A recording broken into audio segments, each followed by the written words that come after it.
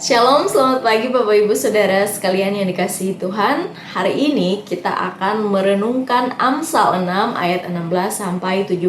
Berbunyi demikian. 6 perkara yang dibenci Tuhan, bahkan 7 perkara yang menjadi kekejian bagi hatinya. Mata sombong, lidah dusta, tangan yang menumpahkan darah orang yang tidak bersalah. Bagi saudara yang pernah tinggal dan dibesarkan di Indonesia bagian timur, pasti saudara akan sangat familiar dengan istilah Tete Manise. Dalam bahasa Ambon berarti Tuhan Yesus.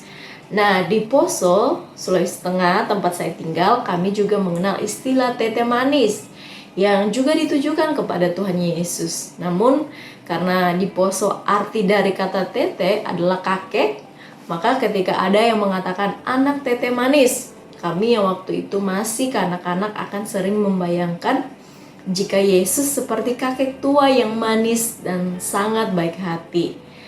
Nah, rupanya saudara di zaman kita bukan hanya anak-anak, tetapi juga banyak orang dewasa yang berpikir bahwa Tuhan hanyalah seperti sosok kakek yang bijaksana, sangat berkuasa, baik hati dan amat penyayang. Saking baiknya Tuhan, banyak yang mengira jika tidak ada ruang dalam hati Tuhan untuk membenci sesuatu.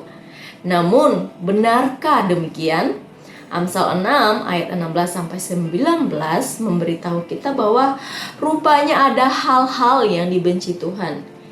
Kita harus ingat bahwa selain Allah adalah kasih, Dia juga adalah Allah yang kudus dan adil.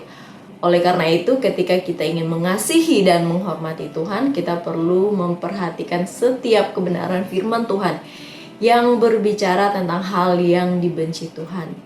Lalu apa saja yang dibenci Tuhan? Dalam devosi hari ini kita akan membahas 3 hal yang menjadi kekejian bagi Tuhan. Pertama, kita melihat bahwa Tuhan membenci mata yang sombong. Dalam ayat 17. Kesombongan sendiri adalah saat kita mengira diri kita lebih tinggi dari yang seharusnya. Kesombongan membuat kita salah memahami diri kita dan posisi kita di hadapan Tuhan dan sesama kita. Tuhan membenci kesombongan karena kita tidak bisa rendah hati dan takut kepada Allah jika kita sombong. Selain itu, kesombongan merugikan sesama kita karena kesombongan dapat membuat kita menganggap diri lebih tinggi daripada orang lain, sehingga tidak jarang kita mengorbankan orang lain demi ego dan kepentingan pribadi. Dan yang kedua, saudara, Tuhan membenci lidah dusta. Nah, saat kita mengatakan ketidakbenaran, itu berarti bahwa kita sedang menentang Tuhan yang adalah kebenaran itu sendiri. Ketika kita mengatakan dusta, kita sedang menunjukkan rasa tidak hormat kita terhadap kesucian karakter Tuhan yang jujur, murni, dan kudus. Yang ketiga adalah Tuhan membenci pertumpahan darah orang yang tidak bersalah.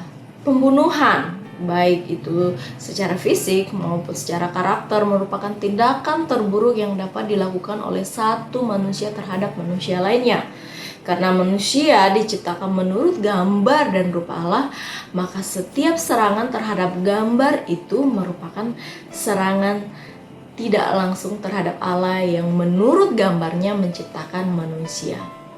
Nah, saudara, hari ini dalam perenungan kita, marilah kita dalam kerendahan hati datang kepada Tuhan dan mengakui bahwa kita telah melakukan hal-hal yang sangat dibenci Tuhan. Setidaknya 1 dari 3 hal yang saya sudah jelaskan tadi pasti sudah kita lakukan.